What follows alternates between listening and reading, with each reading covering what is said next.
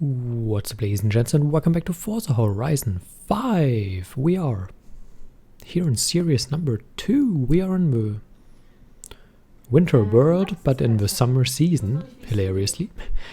And we need to take a photo in the photo challenge of a 1997 Lamborghini Diablo SV at the Mulegé Holiday Market. The Lambo costs something like 170,000, something like that. Let's just quickly check.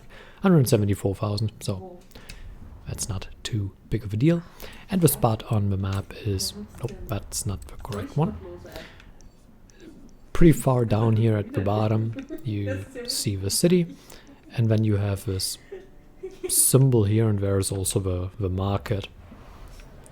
Looks kind of like this. And then you just take a picture of it. If it loads. And that should do the trick. Yes, it does. And that unlocks the photo challenge, and we will see each other with the next things.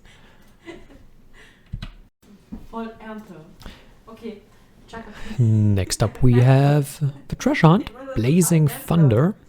And what we need to do is, well, 3-star a trailblazer. It is just... the clue is a little bit interestingly written. Come as you are for a blazing trilogy across any trails, and that basically means you need to 3-star a trailblazer. And for that you go to the map and you filter for trailblazers. And then you pick whichever one you like. For example, this one down here, and then you just pick an off-road vehicle, and we are going to do a trailblazer together. I'm actually going to pick this one because it's pretty simple. I'm going to pick a vehicle, and then we're going to do that one together. So apparently, like a lot of things in this game, this is bugged, and apparently only trailblazers count that you didn't 3-star yet. For some people, not everyone, from what I gathered. And if you already completed all trailblazers on 3 stars, like I have, you have none left to do this with, and if you are affected by this bug, you're kinda out of luck. So, yeah. Basically what that means is I can only tell you what you need to do here, and, well, you need to do the rest because I can't do it right now. That's a bit of a shame, but, well, that's literally all I can tell you. So basically just go to the map and pick a trailblazer, 3-star it. Maybe you aren't affected by this bug, then lucky you. If you are, well, you know, maybe they fix it during this week, maybe not. I can't tell you, but like most of the game, this is just a bloody mess. Maybe it gets fixed, who knows. So yeah, we'll see each other with the next challenge. So hopefully this one works. We are here with a weekly Forzathon challenge, and we have to own and drive a future classic, which I don't agree with, but whatever. The 1993 Nissan 240 SX SE, and well, you can buy that at the auto show. I already have it, I think. Where is it? Nissan 240 SX SE, there it is. And when we need to drive it, no, this isn't the stock car. This was already driven and used, so whatever. There we go. And that completes chapter number 1. At least this works. And now we will do chapter number 2. Upgrade for extra power and push your 1993 Nissan 240 SX SE until you reach a top speed of 175. I think my current tune should be able to do that, so we just go up here to the highway, and I guess 175 will not be an issue. So let's quickly push it up. 100, 120, 140, 160, and 175. So yeah, that's totally fine. Just find a tune, put some power into it, and you'll be fine. That really shouldn't be too big of an issue.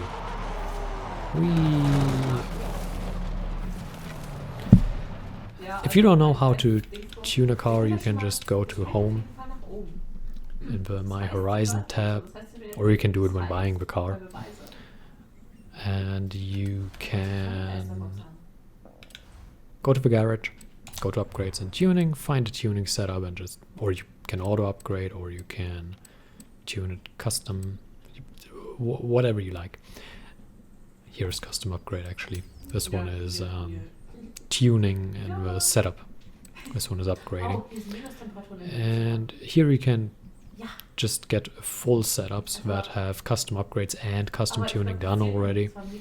So if you're not too skilled at doing these things, you can just do that, or you can auto upgrade, whatever.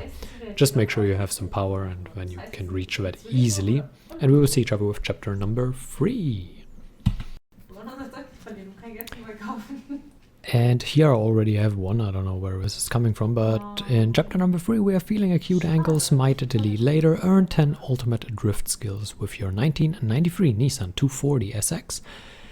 And again, I don't know why we already have one. Yeah, no idea. What I do know is that, well, I changed to my drift tune for this car, and I will just drive down the volcano mountain thing, because in my personal opinion that's the easiest way where you can get 10 ultimate drift skills. There is, I think ultimate E-drifts count, right? Let's just quickly verify that before we continue. No, apparently that didn't count. Did that really not count?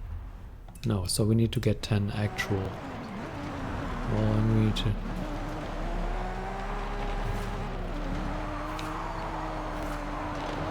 hold the drift a little bit longer. Oh, that didn't count, did it? Yeah, it did. It did count.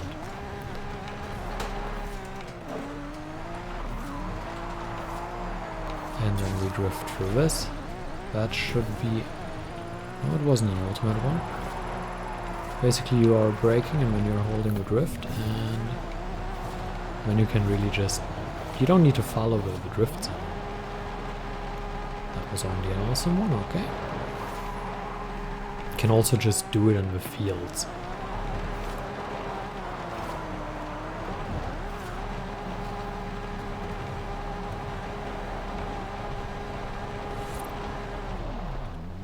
Then you drive down the mountain and you hope you get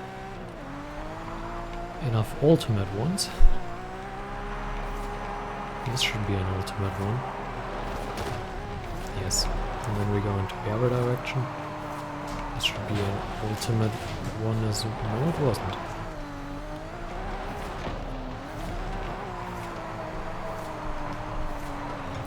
That was neither, okay.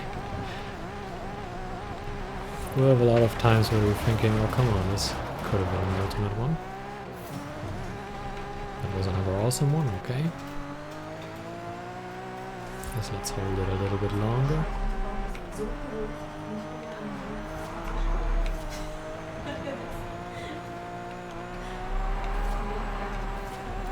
Let's try it with weight shifting.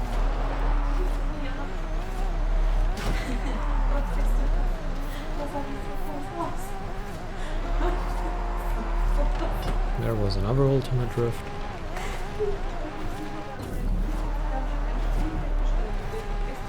And to not prolong the video too long, I'm going to do the other 5 ones, but you basically get the gist of it. You just drive and drift and, you know, whatever, until you have 10. Another decent spot where you can do it is... Where is the arena? Not very good with this map yet.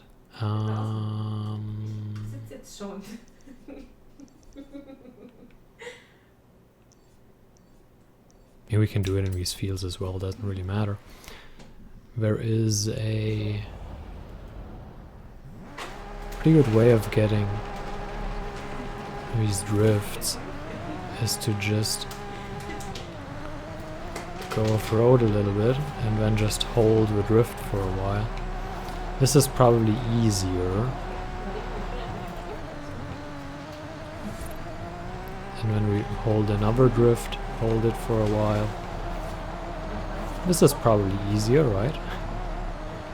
In retrospect. This is where I would cheese it if driving down a mountain doesn't work.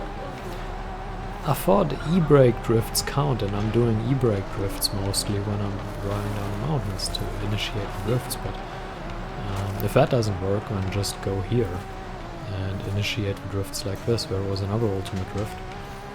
Yeah, this is going fast enough that I don't need to cut the video to the next one. Yeah, there it is. That went a lot better. I think you should do this instead. So, yeah, we'll see each other with chapter 4. And for chapter 4, we have dominate the competition in your 1993 Nissan 240 SX SE by winning 4 street race events. Well, this one is very straightforward. You just go to the map, you filter by street scene events or street racing events, and then you win 4 of them. That's it. You can pick custom races, you can pick whichever difficulty you like. It's just important that it's street scene races and you win them in this car. That's all that matters. You can tune the car however you like I said, whichever difficulty you like. Doesn't matter, just win 4 of the races, and we will see each other after that is done with the stunts. Next up we have the danger sign as the first stunt. We need to do the Desert Dunes one. It's right here. We need to reach 698.8 feet with an S1 900 rated Rally Monster car. If you do not know what Rally Monster cars are, you go to your cars, you filter, and you go to Rally Monsters. And I didn't really pick anything in particular because I like it. It's, I mean, I would have picked the RS200, but the rating is a little too high. I just already had the Racing Puma at 900 rating, so I just picked that. There was no personal preference or anything in it, and I personally recommend getting a little run up from down here and then just going to the danger sign, and I'd say we try that right now. So let's just jump into it and let's hope it works. I think 698 or roughly 700 should, or was the required range. Uh-oh. That's not going too well. We are not going particularly straight at it, but it should not matter. We are still going to reach it, yeah, easily. Very easily. So you can see even when you kind of blow it and don't really drive in the correct direction, you can still easily get it, so that's pretty comforting to know. And what's also comforting to know is that if you miss the jump, you can always just rewind and get it right. You can also, if you don't really know which path to take, you can start from the ramp. You can always do that. Start from the ramp and then drive a straight line, and then you can just turn around and drive that straight line back. So let's say you say that, and then you turn around and drive that straight line back. So that's, if you want a straight line towards it, that's a pretty good way to do it. And we will see each other with the speed zone, trap, whatever it is. We will never know.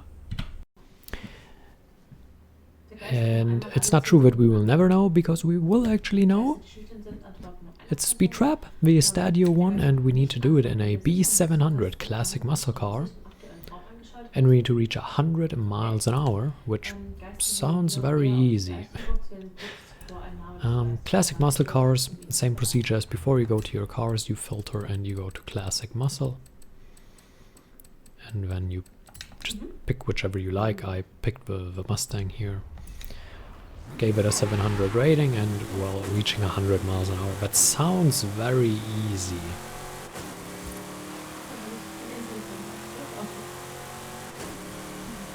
Well, and it is.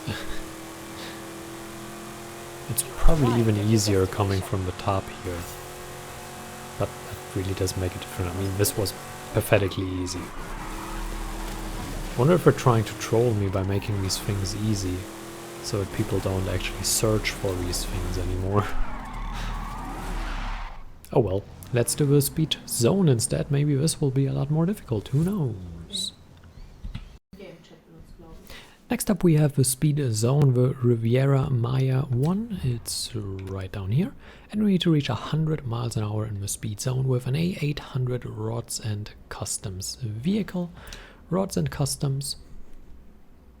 We can go to the cars again. We can go to the rods and customs. I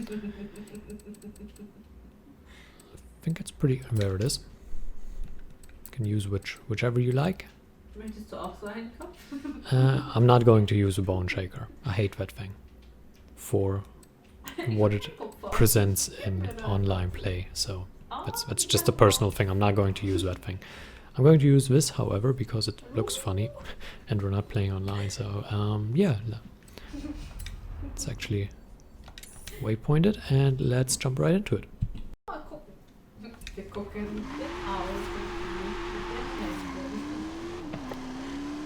Reaching 100 miles an hour shouldn't be too difficult, but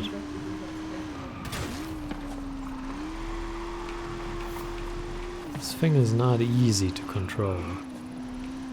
So you might want to use something a little bit easier to control if you're having trouble with something like this, but we still did it reasonably comfortably. I didn't feel like we were under threat to blow this, but that already completes it for this week. There is pretty much nothing else I can show you here right now. I mean, arcade is self-explanatory. Those are races. That's not worth showing. Those are races. That doesn't work. That's races. That sorta works. And well,